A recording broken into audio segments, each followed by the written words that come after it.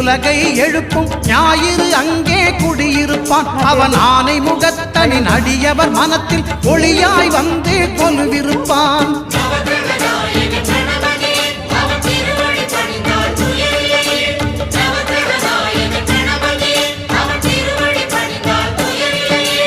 ஒன்பது கோளும் ஒன்றாய் காண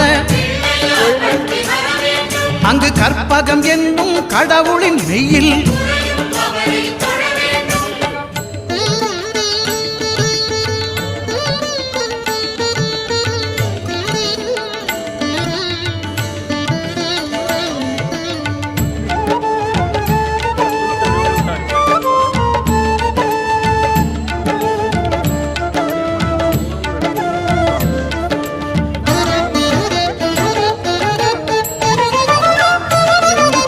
திங்கள் பகவான் திருமுகம் காண